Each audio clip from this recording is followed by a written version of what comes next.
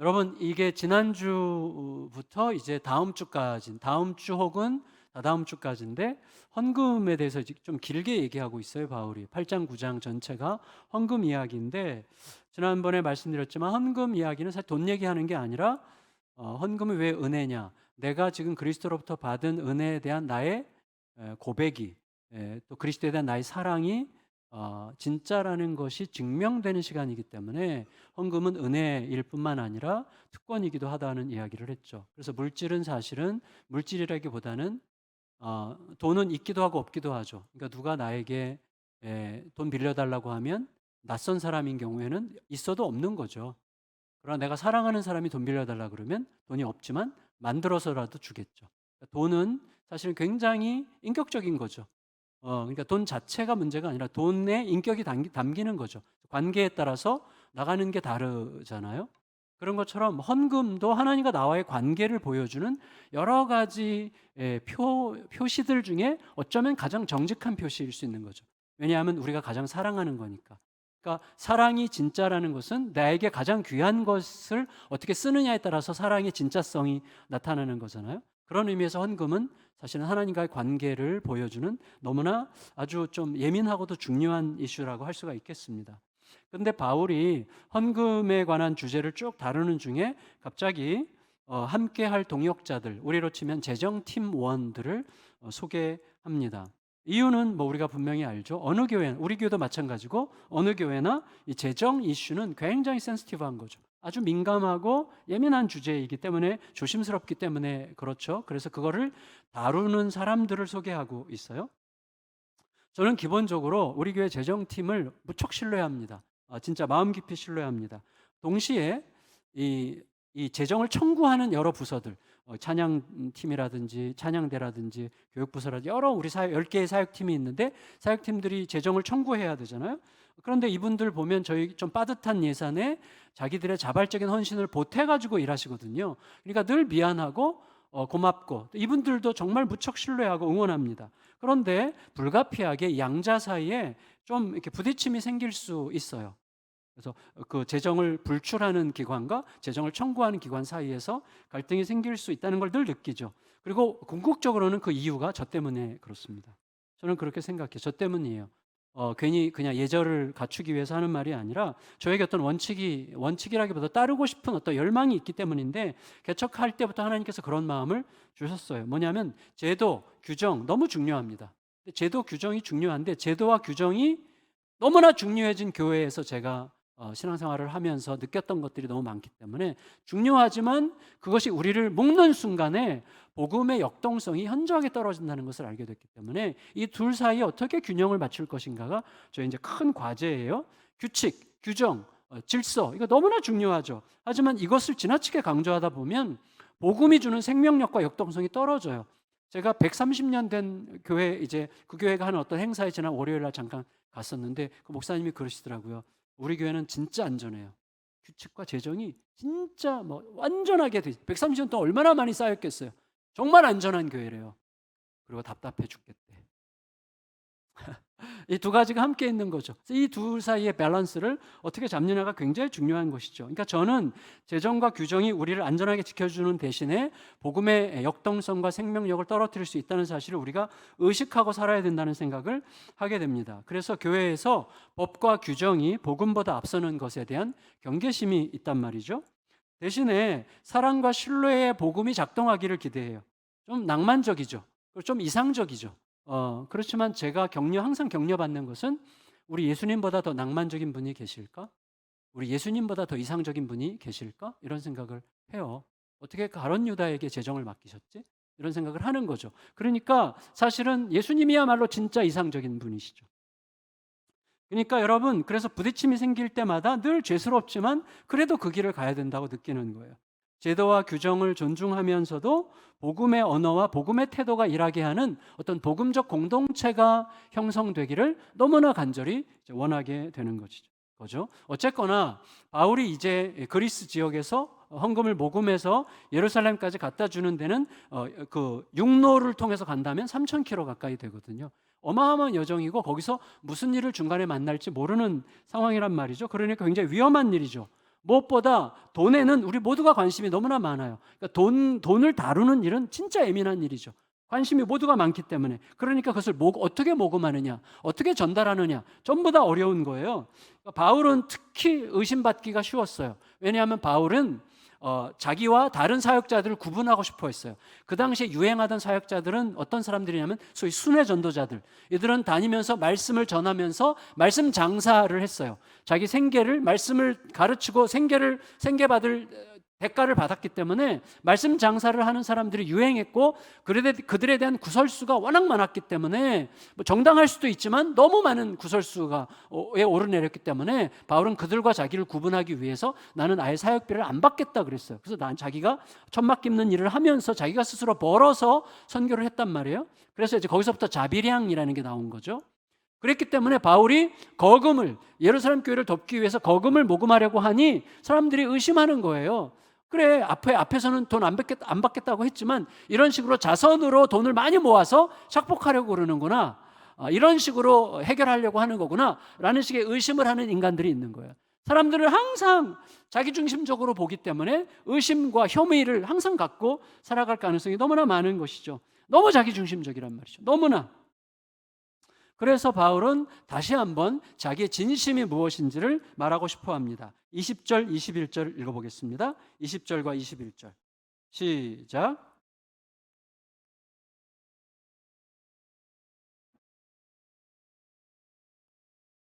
이는 우리가 주 앞에서뿐 아니라 사람 앞에서도 선한 일에 조심하려 함이라.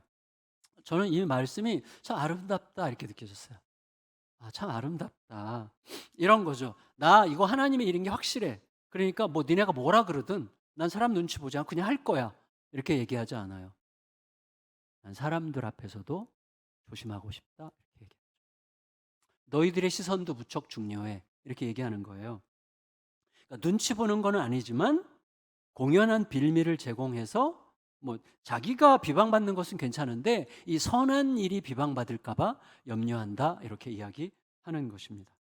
여러분, 말씀드렸지만 재정과 관련된 업무는 늘 의심을 받아요. 착복에 대한 의심을 받을 수 있고 또 비방을 동반하기가 매우 쉽습니다. 그리고 쓸데없는 질투심을 일으키기가 쉽고 견제의식에 시달릴 가능성이 많습니다. 그래서 감당이 쉽지 않아요.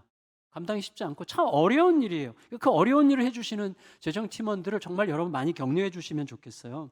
따라서 이 일을 정말 감당하려면 두 가지밖에 없어요. 실제로 자기 이득을 챙기면서도 의심과 비방을 너끈히 감당할 만큼 뻔뻔하거나, 아니면 자기 이득이라는 것 자체가 아예 생각이 없고 털끝만큼도 관심이 없지만 오해나 비방을 받더라도 하나님의 일이 이루어지면 된다고 생각하는 아주 탁월한 겸손함이 있거나, 둘 중에 하나일 때 감당할 수 있는 일이라고 할 수가 있겠습니다. 따라서 이 민감한 재정 업무를 위해서 바울은 모든 사람들에게 신뢰받을 만한 지체들을 소개하려고 하는 거예요.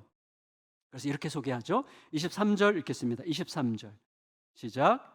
디도로 말하면 나의 동료요, 너희를 위한 나의 동역자요, 우리 형제들로 말하면 여러 교회의 사자들이요, 그리스도의 영광이니라. 자, 디도와 또 다른 두 형제, 세 명을 소개하거든요.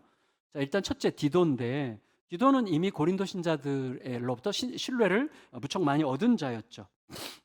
그리고 지금 다른 두 형제들에 대해서는 뭐라고 얘기합니까? 여러 교회의 사자들이요, 그리스도의 영광, 이렇게 얘기해요. 근데 이 말을 좀 더 정확하게 번역하면 이거예요. 그리스도의 영광인 교회의 사자들, 이렇게 번역할 수 있어요. 교회가 그리스도의 영광이니까 그리스도의 영광인 교회의 사자들이라고 번역할 수 있습니다. 다시 말하면 교회가 왜 그리스도의 영광이죠? 예수님이 행하신 모든 일이 완전히 진짜고 그것만이 답이라는 것을 세상에 드러내려고 애를 쓰는데 알고 보니까 그게 진짜라는 것을 교회를 보니까 알겠어. 그때 그리스도가 오르셨다는 게 드러나요. 그래서 그리스도의 영광이죠. 교회는 그 일을 하는 존재들이죠.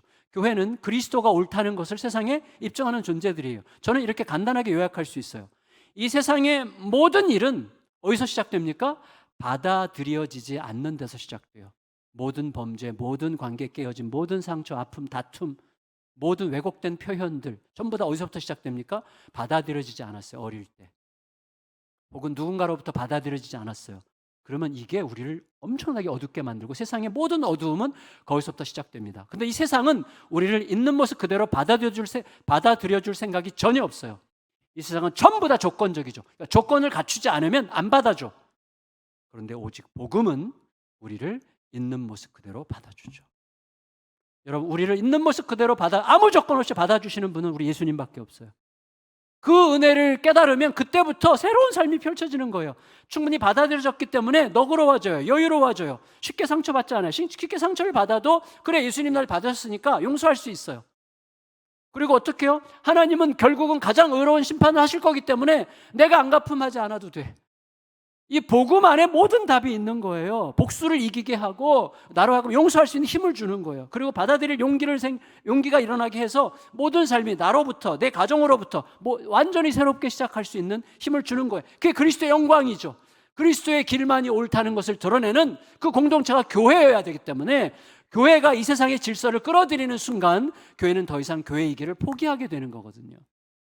교회는 철저하게 복음 중심 위에 서야만 하는 것이죠. 그게 그리스도의 영광이죠. 그런데 그게 교회가 하는 일이에요. 그러니까 그 교회가 인정한, 교회가 추천하는, 교회가 공식적으로 인정한 사람이라면, 그런 관점에서 인정한 사람이라면 이 사람들이 진짜 믿을 수 있지 않겠냐라고 이야기하는 것입니다.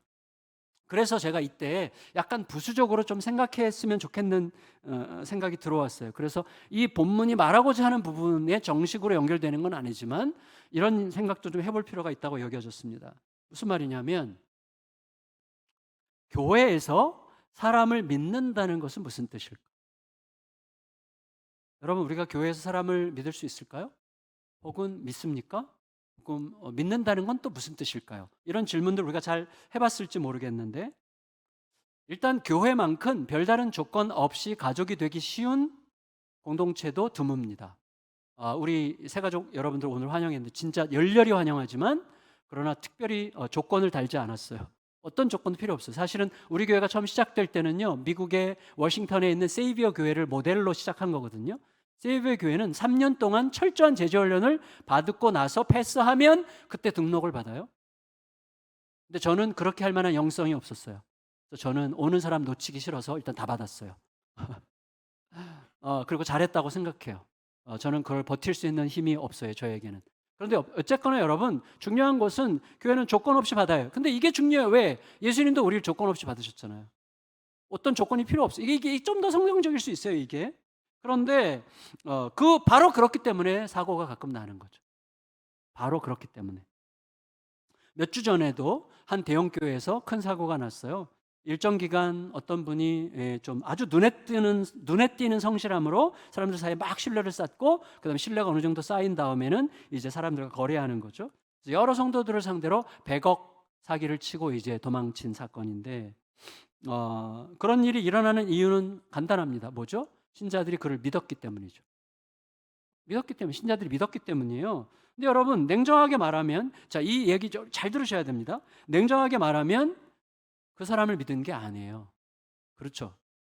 그 사람의 제안에 따라서 쉽게 돈을 벌 수 있을 것 같은 욕심을 믿었던 거죠. 믿음의 대상이 잘못된 거예요. 내 욕심을 믿은 거예요. 그러니까 쉬쉬하는 거죠. 욕심을 믿으면 쉬쉬하게 돼요. 투명하지 않아요. 다시 말해서 공동체적인 결정을 스스로 차단한 결과를 뒤집어 쓴 거예요. 공동체가 선택할 수 있는 기회를 주지 않은 거죠. 그러니까 지극히 주관적이고 제한적인 자기 욕심의 속성, 곧 배신적 속성에 당한 거예요. 근데 욕심을 믿는 거거든요. 그게 무서운 일이죠. 여러분, 우리가 어떤 사면초가에 빠져 있습니다. 우리는 아무나 무조건 믿을 수는 없어요. 그렇다고 교회에서 서로에 대한 의심으로 교회를 가득 채울 수는 없어요. 우리 이 사이에 있어요. 아무나 믿을 수는 없지만 의심할 수도 없어요. 이 사이에 있는 거죠. 그러니까 우리에게 필요한 게 뭐예요? 바로 이거예요. 하나님께서 시작하신 공동체적 성찰이 필요한 거예요. 아까 그 교회 문제도 공동체적 성찰을 할 기회를 아예 안 가진 거예요. 왜? 욕심으로 움직였으니까. 욕심으로 움직이니까 쉬쉬하는 거예요. 쉬쉬하다가 터지는 거거든요. 공동체적 성찰이 너무나 중요한 거예요. 여러분 생각해 보세요. 자, 우리는 믿을 수 없는 사람은 사랑할 수 없습니다. 맞죠? 믿을 수 있어야 사랑하죠. 고개를 좀 끄덕여 보세요. 자, 믿을 수 없는 사람은 사랑할 수 없습니다. 그렇죠? 믿을 수 없는 사람은 품을 수 없습니다. 그렇죠? 근데 하나님은 우리를 사랑하셨고 품으셨어요. 다시 말하면 믿으셨다는 거죠.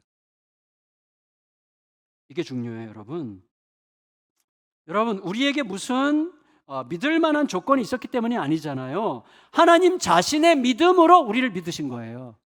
이게 중요해요. 우리는 그런 믿음을 받아서 그 뜻 안에서 공동체를 이룬 거예요. 그러니까 우리가 서로에 대한 우리 믿음의 출발점이 어디예요? 나를 믿어주신 하나님의 믿음에 내가 어떻게 반응하느냐가 출발점이에요.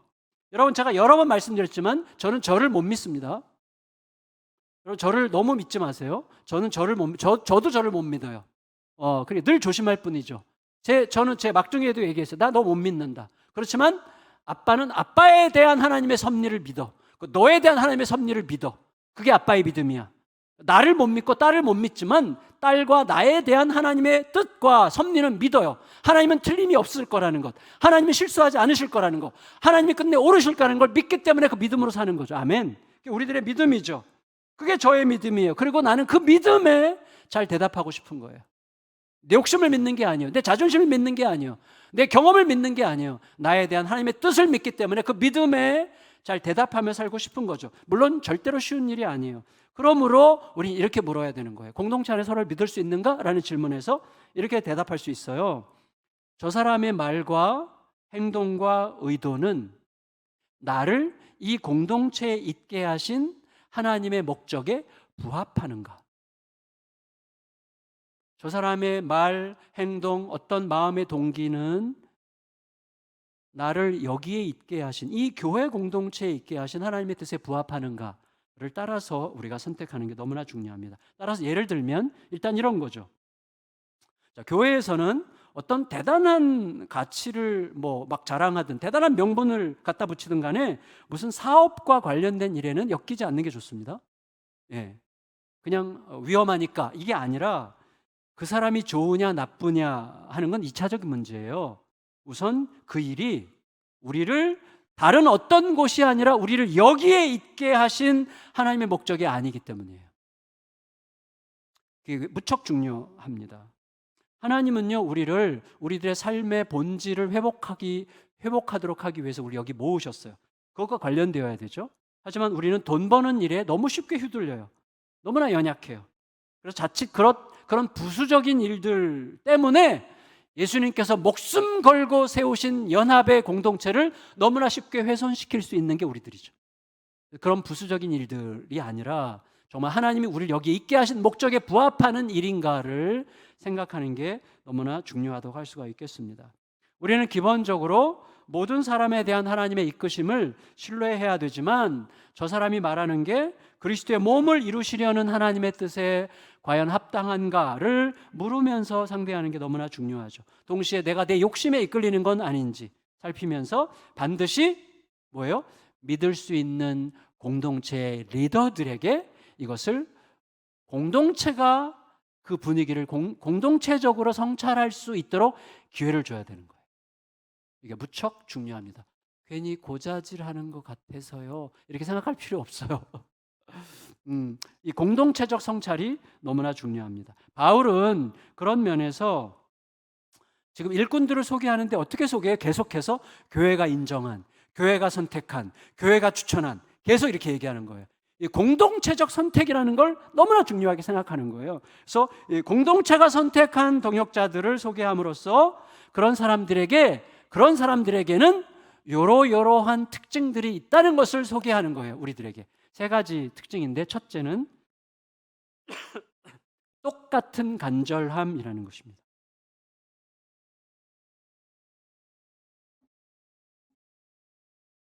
16절, 17절 같이 읽겠습니다. 16절, 17절 시작. 너희를 위하여 같은 간절함을 디도의 마음에도 주시는 하나님께 감사하노니 그가 권함을 받고 더욱 간절함으로 자원하여 너에게 나아갔고. 여러분 잘 보세요. 바울의 간절함은 뭐예요? 고린도 신자들이 헌금을 하라고 하는데 헌금이 희생이 아니라 은혜요 특권이라는 것을 그들이 깨닫기를 원하는 거죠. 그들이 제대로 깨닫기를 간절히 원했어요. 그게 바울의 간절함이죠. 그런데 그 간절함이 사실은 바울 게 아니죠. 하나님의 거죠. 그래서 지금 66절에 뭐라 그랬어요? 너희를 위하여 같은 간절함을 디도의 마음에도 주시는 하나님께 감사하노니. 그 간절함은 원래 하나님 거예요. 하나님이 바울에게 주신 간절함이 디도에게도 간 거예요. 이게 무척 중요하죠. 다시 말하면 이거예요. 여러분, 하나님의 간절함이 내 간절함이 되는 거예요. 근데 하나님의 간절함이 내 간절함이 됐는데 그게 흘러가서 또 누군가의 간절함이 되었어. 그래서 어떻게 해요? 하나님을 중심으로 간절함의 공동체가 형성이 된 거예요. 그러면 다 된 거예요. 두려울 게 하나도 없어요. 우리 모두가 여러분이 뭐 누군가의 어떤 조정으로, 누군가의 어떤 교묘한 회유와 설득으로가 아니라 하나님의 그 간절함이 우리를 감싸서 그 하나님의 간절함 안에서 하나가 되면 항상 정확해요. 지난번에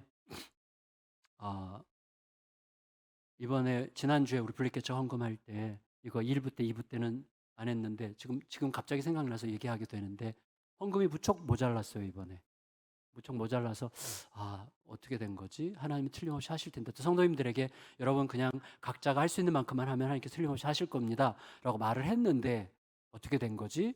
생각을 해서 막 턱없이 너무 조금 헌금이 돼가지고 근데 어제 장로님한테 저한테 연락이 왔는데 됐어요. 결국은 우리가 하나님 앞에서 원하고 기대하는 그대로 딱 하나님께서 하시는 거예요. 저는 정말 이게 간절함이 통일되는 거라고 생각해요. 이게 하나님의 뜻이면, 이게 하나님의 선하시고 아름다운 뜻이라고 생각하면 그 간절함 안에서 이렇게 모아지는 거죠. 그러면 여러분 다 된 거예요. 두려울 게 아무것도 없어지는 것이죠. 그러니까 바울이 이렇게 얘기하는 거예요. 그 덕분에 이 간절함이 하나님을 중심으로 우리에게 공유됐기 때문에 이토록 예민하고 민감한 이슈인 헌금에 대한 이야기를 내가 지금 너희들에게 자연스럽게 할 수 있게 된 거다라고 이야기하는 거죠. 근데 여러분 여기 하나의 과제가 있어요. 뭐냐면 강압적인 명령과 협박이 훨씬 쉬운 길이죠. 그리고 거절하기 어려운 부탁도 훨씬 쉬운 길이죠. 그런데 그 대신에 순전히 복음적인 감동으로 하나님의 간절함을 공유하는 일은 너무나 멀고도 험한 여정입니다. 예, 여러분 거래적 방식이 항상 쉬워요. 여러분 이번에 이렇게 하세요. 그럼 이런 은혜를 받으실 거예요. 이렇게 다 거래죠. 이렇게 한번 해보세요. 이런 은혜를 주실 거예요. 뭐 이런 식으로 계속 거래적 방식으로 우리가 가면 훨씬 쉬운데 예수님은 그렇게 하신 적이 없어. 예수님은 그냥 그 길을 가셨어요. 그리고 복음을 깨닫는 사람들이 그 복음에 대한 감격으로 자기 목숨까지 내어주는 은혜의 길이 세상의 역사가 되게 하신 거란 말이죠. 그러니까 험한 여정이죠. 여러분 요새 우리 임직자 교육을 하는데 반복되는 질문이 있어요. 몇 분이 복수로 이렇게 질문하셨는데 이런 질문. 목사님, 우리 교회는 일꾼인들 부족한데 너무 교회가 내버려 두니까 뭐 이래라 저래라 얘기도 안 하고 그냥 알아서들 하게끔 내버려 두니까 봉사할 생각은 안 하고 그냥 홀로 자유만 누리는 분들이 너무 많은 것 같은데 목사님 각자가 하도록 이렇게 내버려 두는 거는 너무 애매한 거 아니에요? 이런 질문이 이제 있어요. 저는 100% 공감하고 그렇게 질문해 주는 분에게 너무 감사합니다. 그런데 결국 제가 할 수 있는 대답은 이건 것 같아요. 저도 힘들어요. 그런데 끝까지 복음이 하게 하는 길을 가보고 싶습니다. 망하더라도 그리스도가 움직이는 교회, 망하는 것처럼 보여도 복음이 움직이는 교회 한번 가보고 싶습니다. 이게 이제 저의 대답이에요. 항상. 아까 말씀드렸지만 이유는 예수께서 가신 길이기 때문에 예수께서 가신 길. 명령으로 한 적이 없어요. 협박으로 한 적이 없어요. 순전한 복음의 사랑과 오랜 기다림으로 우리 안에 진실된 간절함을 창조하셨어요. 그 예수님을 따르는 길. 그래서 저는 교회에서 어디선가 뭐 2부 오케스트라도 그렇고 어디선가 누군가가 자발적으로 막 자기들끼리 모여서 막 화장실 청소도 하고 화단도 가꾸고 뭐 오케스트라도 모여서 뭐 하고 뭐 이렇게 뭔가 의미 있는 일을 이렇게 어디선가 할 때 우리 어린이 새소식반도 그냥 자기들끼리 한 거예요. 그런 일을 들을 때 너무나 막 환희를 느껴요. 와 진짜 이것도 약간 간접적인 협박일 수도 있을 것 같은데 하여튼 그렇습니다. 그래서 일단 여러분 이 그리스도 안에서 그 길을 함께 가는 자들에게는 어떤 독특한 특성이 나타나는데 같은 간절함이고 첫 번째 특징이고 두 번째 특징은 복음으로써 모든 교회들로부터 칭찬을 받는다는 거예요. 복음으로써 칭찬을 받는다. 18절 19절 읽겠습니다. 18절 19절 시작. 또 그와 함께 그 형제를 보내었으니 이 사람은 복음으로써 모든 교회에서 칭찬을 받는 자요 이뿐 아니라 그는 동일한 주의 영광과 우리의 원을 나타내기 위하여 여러 교회의 택함을 받아 우리가 맡은 은혜의 일로 우리와 동행하는 자라. 택함을 받았다. 이 말은 공동체가 손들어 추천했다는 뜻이에요. 공적인 선발 과정을 공동체적으로 거쳤다는 뜻이에요. 바울은 그 사람 이름은 밝히지 않지만 그 형제라고 그랬어요. 그 형제. 그냥 고린도 교인들이 아는 형제죠. 그래서 고린도 교인들이 만나면 이렇게 말하는 거예요. 너였구나. 역시. 라고 말하게 하는 방식으로 그 형제라고 이야기하는 것입니다. 그런데 그를 보낸 이유는 뭐죠? 그가 복음으로써 모든 교회들로부터 칭찬을 받는 자이기 때문이에요. 자, 복음으로써 칭찬을 받는 건 뭐죠? 복음을 잘 전했다는 뜻일 수도 있고 또 전도를 많이 했다는 뜻일 수도 있고 아니면 그를 보면 복음이 진짜라는 것을 알 수 있을 만큼 복음적으로 산다는 뜻일 수 있겠죠. 이 전부 다 맞는 일이죠. 그런데 이거예요. 여기서 중요한 건 뭐냐면 사도 바울이 고린도전서 4장에서 이렇게 얘기해요. 고린도 교인들에게 내가 복음으로써 너희를 낳았다. 이렇게 얘기해요. 내가 복음으로써 너희를 낳았다. 그 말은 뭐냐면 나의 열심과 수고와 의지와 노력으로 너희를 변화시킨 게 아니라 나는 오직 복음만 전했을 뿐이고 복음만 살았을 뿐인데 복음이 너희를 바꾼 거야 라는 말이에요. 이게 무척 중요합니다. 무슨 말이냐면 그러면 그 형제가 복음으로써 칭찬을 받는다는 말은 자기 인격과 실력으로가 아니라 이 사람은 늘 복음을 따르려고 몸부림을 했는데 그냥 사람들 눈치 안 보고 복음적으로 살려고 몸부림을 했는데 돌아보니 모든 교회가 이 사람을 칭찬하고 있어요. 그 복음의 열매일 뿐이에요. 그러니까 칭찬을 갈망하면 사람들의 눈치를 보게 되어 있어요. 이 사람 칭찬을 갈망한 사람이 아니라 복음을 따르려고 몸부림한 열매로 교회들의 칭찬을 받았다는 게 너무나 중요하다는 것입니다. 그러니까 이 사람에게는 틀림없이 복음으로만 가능한 변화의 열매들이 있었을 거라는 말이죠. 그러니 우리는 이렇게 생각해야 됩니다. 믿을 수 있는 사람이란 인격적으로 훌륭한 사람이 아닙니다. 인격적인 훌륭함은 복음을 추구한 결과 따라오는 거여야 합니다. 이건 분리될 수도 있어요. 무슨 말이에요, 여러분? 인격적인 훌륭함은 너무나 귀한 거예요. 너무나 귀한 거예요. 하지만 그 인격적 훌륭함이란 그 훌륭함을 무색하게 할 만한 강렬한 시험과 미혹이 오기 전까지예요. 어려움이 딱 오잖아요. 어떤 상황이 딱 되잖아요. 여지없이 드러나요. 이기심이 극도로 발달하게 되면 우리가 얼마나 누추한지가 극도로 드러나게 되어 있습니다. 여러분, 저를 비롯해서 적지 않은 목사들은 한국 교회를 막 비판해요. 가끔씩 비판하는 동안에 저라고 뭐 별 수 있겠습니까? 저도 마찬가지죠 라고 물타기를 해. 그렇게 함으로써 적어도 나는 나의 잘못을 알고 고백하는 자라는 자기의 과시를 하는 거죠. 아주 교묘하죠. 그러니까 저는 그래서 못 믿겠어요, 저를. 그러니까 우리는 사실은 자신의 인격적 훌륭함으로 세상을 바꿀 수 있는 자들이 아니에요. 우리는 누구도 자신의 인격적 훌륭함으로 바꿀 수 없습니다. 우리에게는 변화의 능력이 없어요. 더구나 변화는 그렇게 간단한 게 아니란 말이죠. 여러분, 예를 들어서 제가 암 완치 판정을 받았다 쳐요. 좀 이제 한 3년 내로 받을 것 같은데. 그러면 암 완치 판정을 받았다 치면 어떻게 해서 완치 받은 거예요? 약 먹었죠. 음식 조심했죠. 건강식품 먹었죠. 삶의 태도를 막 바꾸려고 막 제가 하루만 살기로 결정하고 막 계속 연습하죠. 마음가짐을 늘 바꿔가죠. 운동을 하죠. 환경을 바꾸죠. 뭐 여러 가지. 내년에 제가 막 모든 스케줄 다 취소했어요. 그냥 단순하게 살려고 교회 집 이렇게만 살기로 제가 결정하고 내년 연말까지는 그렇게 이제 결정을 했는데 여러분 이 모든 것들이 복합적으로 작용한 결과이기 때문에 특정해서 이것 때문이야라고 말하기는 무척 어려운 거예요. 그렇지만 이 모든 것들이 조화롭게 작용을 해서 우리들의 몸과 마음을 제자리로 돌아가게 하는 어떤 결정적인 힘이 나타난 거죠. 그게 뭔지는 모르지만 어떤 결정의 힘이 이 모든 요소들이 가장 조화롭게 작용을 해서 우리 몸을 제자리로 돌려놓는 작동을 하는 결정적인 힘은 있었던 거예요. 그 힘을 우리는 은혜라고 부르는 거예요. 은혜 외에는 답이 없어요. 마찬가지로 여러분, 사람이 변하는 일에도요 엄청나게 많은 요소들이 있어요. 뭐 저 사람 내가 바꿨어, 제가 말도 안 되는 일이라고 얘기했잖아요. 그 말이 안 되는 거예요. 굉장히 많은 요소들이, 내적으로 외적으로 수많은 환경적 요소들이 우리를 작동해요. 근데 결정적인 힘은 하나밖에 없어요. 복음이에요. 제가 아까 말씀드렸죠. 사람은 받아들여질 때 변화됩니다. 근데 복음만이 우리를 받아들여줘요. 복음이 결정적인 힘이 되는 거예요. 복음이 우리들의 삶의 모든 요소들을 변화를 위한 방향으로 바꿔줘요. 따라서 믿을 수 있는 사람은 누구냐? 복음이 다스리는 인격을 가진 사람이에요.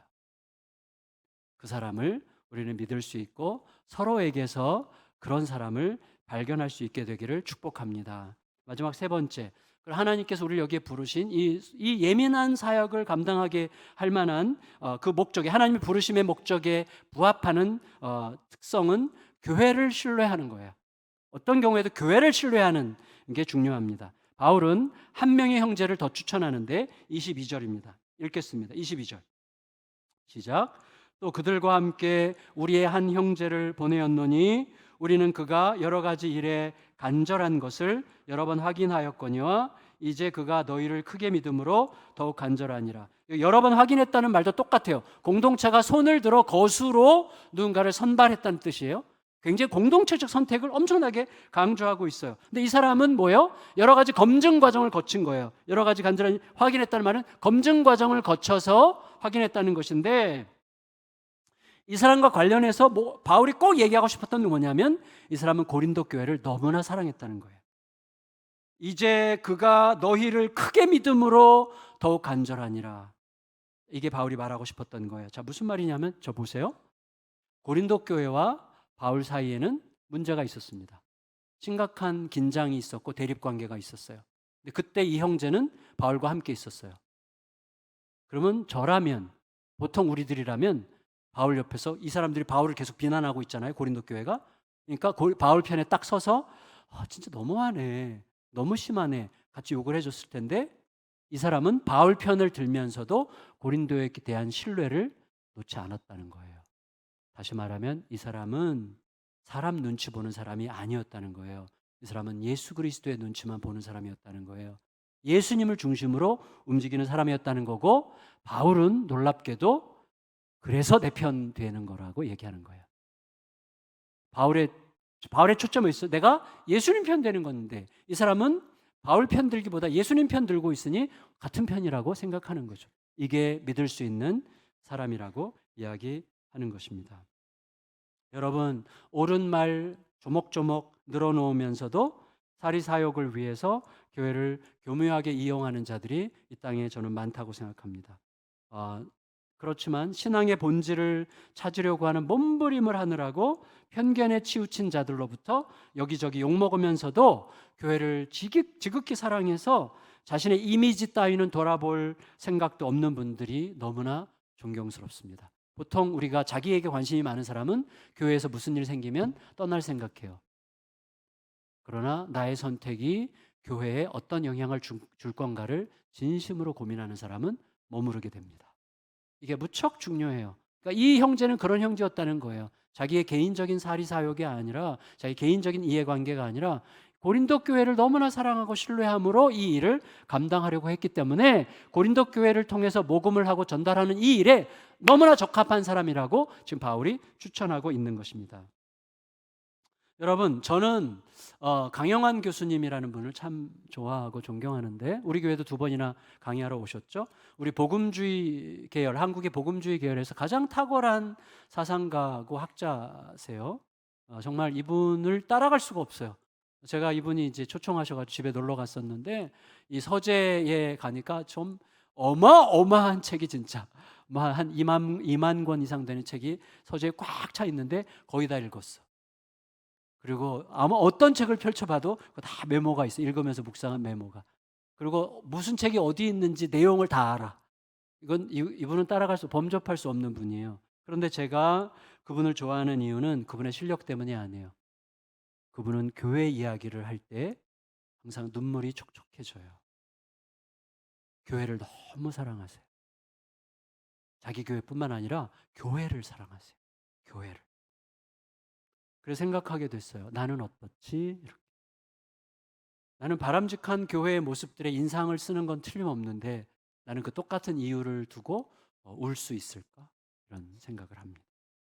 어떤 교회들의 어떤 승리의 소식을 들으면서 질투하지 않고 마음 다해 기뻐할 수 있을까? 이렇게 질문하게 됩니다. 교회를 위해서 웃을 수 있고 교회를 위해서 울 수 있는 사람은 오직 예수님을 마음 다해 사랑하고 믿는 사람뿐이죠. 예수님을 믿는 믿음으로 교회를 믿는 거고 그 믿음의 연료가 간절함을 만드는 거죠. 우리는 대개 믿는다고 생각하면 간절함이 사라져요. 내가 완전히 믿는다고 생각하면 이렇게 예를 들어서 내가 믿는다 고린도 교회를 믿는다 그러면 이렇게 생각해. 그 친구들 뭐 당연히 헌금하지 당연히 내가 너무 잘 알아.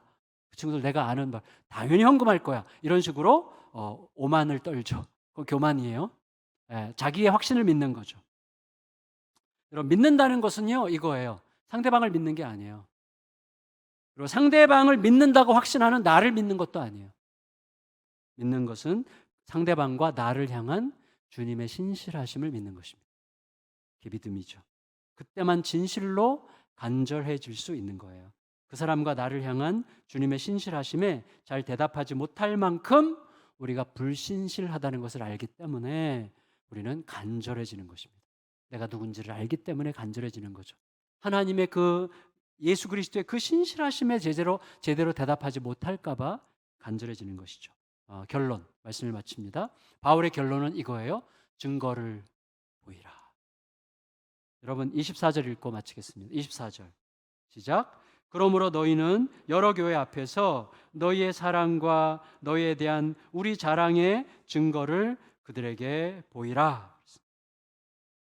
우리는 주님 앞에서 또 자신 앞에서 또 서로 앞에서 우리 교회로부터 어떤 위로와 영감을 기다리고 있는 우리 이웃들 앞에서 주님과 서로를 향한 우리들의 사랑이 공수표가 아니라는 것을 보여줄 필요가 있다는 얘기를 하는 거예요. 부담스럽죠? 아주 부담스러운 이야기입니다. 하지만 바울이 얘기하는 진면모는 그게 아니라고 생각합니다. 여러분 우리는 그런 증거를 보여주려고 이미지 관리를 할 필요가 없어요. 굳이 이미지 관리할 필요가 없습니다. 이미지는 내가 만드는 게 아니라 만들어지는 거예요. 내가 어떻게 할 때? 복음을 따를 때, 내가 예수 그리스도를 진실로 따를 때. 그러니까 바울이 요청하는 것도 이거예요. 질문이 끊어지지 않게 하라는 거예요. 어떤 질문이죠? 주님을 향한 내 사랑과 내 고백이 진짜인지를 질문하기를 쉬지 말라는 거예요. 그 질문에 제대로 대답하라는 거예요. 그러니까 나는 진짠가? 나는 지금 그리스도에 대한 나의 고백과 신뢰가 진짜라는 것을 알면서 살고 있는가라고 묻기를 쉬지 말라는 거예요. 그렇게 묻기를 쉬지 말고 그 질문에 대답하려고 하다 보면 그런 아름다운 이미지가 형성되는 거라는 것을 알게 하는 것이죠. 그 질문에 제대로 대답하기 위한 바울의 처방은 아주 명백해요. 바울의 처방은 딱 이거였어요. 내 기쁨보다 너의 기쁨을 위해서예요. 내 기쁨보다 그 사람의 기쁨을 위해서, 그리고 그 사람의 기쁨보다 그리스도의 기쁨을 위해서. 이게 바울의 기본 원칙이에요. 바울은 항상 이 기준 위에서 움직였고 그 기준을 예수님으로부터 배웠던 거죠. 우리 역시 그 아름다운 기준을 따르는 동안에 믿을 수 있는 사람이 갖춘 복음적 조건들이 우리들에게 조금씩 나타나는 것을 보게 되는 그 아름다운 여정을 함께 잘 걸어가게 되는 저와 여러분들이 되시기를 예수님의 이름으로 축복합니다.